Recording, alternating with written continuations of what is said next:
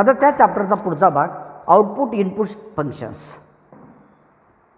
सरांच्याच PPT वापरतो आहे आपण, PDF फाईल वापरतो आहे, अतिशय छान पुस्तकासारखं लिहिलं आहे. त्याचा भाग त्या चॅप्टरचा किंवा त्या मॉड्यूलचा इंट्रोडक्शनचा भाग असा आहे. As we already know, program takes some of data as input, process that data and displays it at output. काहीतरी इनपुट दिलेलं असतं. जसं मग सांगितलं प्रोग्राममध्ये 3 संख्या दिल्या आहेत ABC. त्या 3 संख्यांमधून आपल्याला मोठी संख्या शोधायची म्हणजे तो आउटपुट आलं. आणि मध्ये जे आहे ते प्रोग्रामचे स्टेटमेंट्स किंवा एक्सप्रेशन्स आहेत. Most high level languages have built in input and output statements. बऱ्याच याच्यामध्ये असतात, पण C प्रोग्रॅमिंगमध्ये असे आपल्याला नव्यानं लिहावं लागतात. आपण आपल्या लॉजिक वापरून, आपली कल्पनाशक्ती वापरून लिहू शकतो. Therefore, all input and output operations are to be carried out with the help of functions like printf and scanf. बाकीच्या प्रोग्राममध्ये, बाकीच्या लँग्वेजेसच्या प्रोग्राममध्ये इनपुट आउटपुटची वेगळी पद्धत असते, पण C लँग्वेजमध्ये तुम्हाला इनपुट देताना प्रिंटफच्या स्टेटमेंटचा वापर करावा लागेल आणि ते दिलेले इनपुट शोधण्यासाठी स्कॅनएफचा वापर केला जातो. याचा कसा वापर करायचा ते आपण बघू. प्रिंटफ आणि स्कॅनएफ इथं लिहिलं आहे. These functions are known as standard input output library functions. In most of the standard input output functions, they are included in stdio.h या फाईलमध्ये ठेवलेले असतात. ते तिथं ऑलरेडी स्टोअर केलेले आहेत. आपल्याला फक्त ते वापरायचे चांगल्या पद्धतीनं, त्याचा सिंटॅक्स वापरून ते वापरायचे. त्यासाठी प्रोग्रामच्या सुरुवातीला आपल्याला #stdio.h लिहावं लागतं. म्हणजेच आपल्याला प्रिंटफ आणि स्कॅनएफ फंक्शन्स हे त्या C लँग्वेजच्या सॉफ्टवेअरकडून इझिली उपलब्ध होतात. These statements will tell the compiler to search these files and place the content to the point in the program. आपल्याला जिथं पाहिजे तिथे ते वापरता येतात. मग फक्त स्कॅनएफ आणि प्रिंटफच हे 2 नाही आहेत इनपुट आणि आउटपुटसाठी. तुम्ही इनपुट आउटपुटसाठी वेगवेगळे फंक्शन्स आहेत ते वापरू शकता, परंतु जास्त पद्धतीनं जास्त वेळेला वापरले जाणारे हे 2 फंक्शन आहेत, प्रिंटफ आणि स्कॅनएफ. याची यूज करण्याची पद्धत चांगली आहे. याला वाईड स्कोप आहे.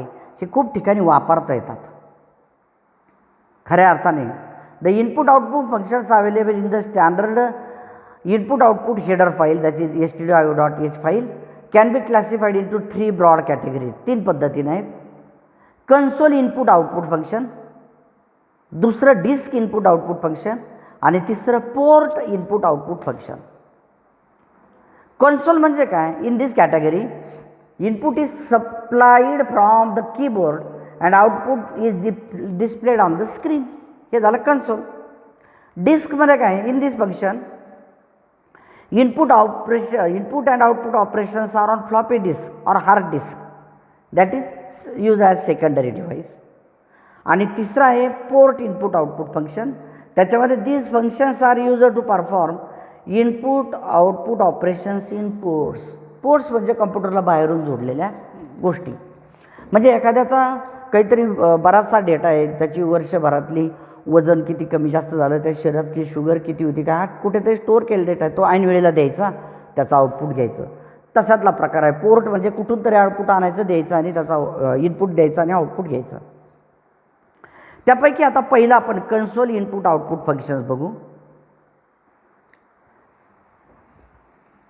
दिस is the simplest form of input output function is whereby you supply information with the help of keyboard. आपण जास्त पद्धतीने तेच वापरतो. आपल्या कीबोर्डनं म्हणजे त्या कीबोर्डवर काहीतरी डेटा आपण टाईप करतो, ते कॉम्प्युटरला जातो, आपण एंटरची की दाबली की तो स्वीकारला जातो कॉम्प्युटरकडून, त्याची प्रोसेस होते आणि परत एंटरची की दाबली की आपल्याला आउटपुट दिसतं. त्याचे 2 प्रकार आहेत. म्हणजे जे आपण करतोय कन्सोल इनपुट आउटपुटचे सुद्धा 2 प्रकार आहेत. एकाला म्हणतात फॉर्मॅटेड इनपुट ऑर आउटपुट आणि दुसऱ्या प्रकाराला म्हणतात अनफॉर्मॅटेड इनपुट आउटपुट. त्यातला पहिला प्रकार घेतला अनफॉर्मॅटेड इनपुट आउटपुट. आता कन्सोलमध्येच 2 प्रकार आहेत, फॉर्मॅटेड आणि अनफॉर्मॅटेड. त्यातला अनफॉर्मॅटेड घेतला पहिल्यांदा विचारात. अनफॉर्मॅटेड कन्सोल इनपुट आउटपुट फंक्शन्स. त्यातलं पहिलं character input or output. The character input output functions are used to reading characters from the keyboard and writing single character on the screen or monitor. असं म्हटलंय आपण. इनपुट कॅरेक्टर इनपुट आउटपुटमध्ये एक काहीतरी आपण कीबोर्डवरून टाकायचं, त्याला इनपुट म्हणायचं आणि त्यालाच प्रेस दाबून आपल्याला एंटर की दाबली की आपल्याला स्क्रीनवर जे दिसेल ते त्याचं आउटपुट असेल. अशा पद्धतीने आपण ते बघतो. मग ते जर कॅरेक्टर्स वाचायचे असतील, असं एक कॅरेक्टर आपण दिलं किंवा दोन कॅरेक्टर दिले, ते जर आपल्याला बघायचे असतील तर त्यासाठी आपल्याला get C H, get C H E, get char असे 3 फंक्शन वापरता येतात.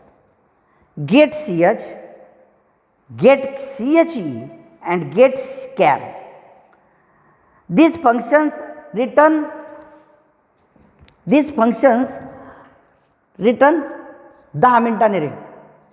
These functions return the character that has been most recently typed. Just type केलं की ते तुम्हाला तिथे मिळेल. समजा काहीतरी कीबोर्डवरून तुम्ही घेतलं आणि गेट सी एच फंक्शन वापरताय, फक्त पी दाबला की तुम्हाला स्क्रीनवर पी मिळेल. समजा तुम्ही टी दाबला की टी मिळेल. एकामागे एक पी टी के आर दाबलं की शेवटचा जो आर असेल तेवढा तुम्हाला दिसेल. त्याला म्हणायचं get C H function. Get C H E, get C H E म्हणजे that echoes the character that you are typed on the screen. Echo म्हणजे काय, पुन्हा पुन्हा मिळेल. जर ते कॅरेक्टर मी पी दाबला परत तोच मिळेल, परत मी एंटर दाबलं की पुन्हा पीच मिळेल असं. आणि get char works similar to get CHE but requires the user to hit the enter key after character is typed. Get CHE मध्ये काय तो कॅरेक्टर मी एकदा हे केलं की पी नंतर परत थोड्या वेळानं पी तो डिस्प्ले करत राहील. गेट कॅरेक्टरमध्ये मला प्रत्येक वेळेस एंटर की मात्र प्रेस करत राहावी लागेल. When you use these functions in the program you are able to input single character. पण get CHE, get C H E किंवा गेट कॅर या 3ही फंक्शननं तुम्ही सिंगल कॅरेक्टर एक वेळेला इनपुट करू शकता. तेच तुम्हाला एकच तुम्ही पी टी डी काही केलं तर त्यातलं शेवटचं फक्त तो घेईल आणि तेच तुम्हाला डिस्प्ले करत राहील. Okay. Use of get C H and get C H E function. एक प्रोग्राम दिला त्यांनी साधा इथं मेन. आता ते वरचं hash include stdio dot H वगैरे प्रत्येक लिहिण्याची गरज नाही. मेन आणि तुमचा प्रोग्राम सुरू झाला. कॅरेक्टर टाईपचा डेटा आहे, त्याला CH1 नावाचं व्हेरिएबल. CH1 नावाने तुम्ही कॅरेक्टर टाईप डेटा आता करू शकता. Print enter a character. मग तुमच्या स्क्रीनवर आता प्रोग्राम रन केला तुम्ही की स्क्रीनवर येईल. आता तुमचा प्रोग्राम टाईप केला की तो आपल्याला बिल्ड करावा लागतो, म्हणजे त्याचं रूपांतर बायनरी लँग्वेजमध्ये होतं आणि मग तो आपल्याला रन करावा लागतो. आता रन केला गेट सी एच. आता त्याचं कॉमेंट लाईनमध्ये दिलं आहे गेट सी एचमध्ये काय होईल, get C H will not echo the character on the screen. तुम्हाला ते स्क्रीन नाही दिसणार, फक्त तुमचं कॅरेक्टर स्वीकारलं जाईल. Print enter the character. आता तुम्ही काहीतरी अक्षर दिलं PTS ए काही आपण ए देऊ. ओके. CH1 असाइन म्हणजे हा वर दिलेला. आता जे मी ए नावाचं अक्षर टाईप करून दिलं आहे ते CH1 नावाने स्टोअर केलं जाईल आणि CH1ला गेट CH म्हटलं आहे दिस विल इको द कॅरेक्टर आणि द सॅम्पल आउटपुट काय होईल तुमच्या स्क्रीनवर तुम्हाला ए अक्षर दिसायला लागेल. हे झालं गेट कॅरचं फंक्शन. गेट कॅरचा उपयोग कुठं असतो हे बघा. जनरल व्हेरिएबल गेट कॅर आपण 3 फंक्शन पाहिले होते, गेट CH, गेट CHE आणि गेट कॅरेक्टर, गेट कॅर. त्यातला आता हे दोघांचा उपयोग इथे झाला. गेट कॅरचा उपयोग कसा आहे बघा. The general form of get char is variable equal to get char असं द्यावं लागतं, त्याला सिंटॅक्स म्हणतात. अशाच पद्धतीने एक्सप्रेशन द्यावं लागतं. आणि एक्झाम्पल बघा त्याचं. एक्झाम्पल कॅर CH1 नावाचं तुम्ही एक काहीतरी व्हेरिएबल तयार केलं. CH1ला इक्वल टू म्हणजे असाइन केला तुम्ही गेट कॅरशी आणि आता गेट कॅर फंक्शन तुम्ही टाईप करून जे अक्षर दिलं असेल ते CH1 नावाने स्टोअर. या पद्धतीनं आपण गेट कॅर असं फंक्शन तिथे पाहिलं. आता नेक्स्ट लेक्चरमध्ये आपण पुट कॅर फंक्शन बघू.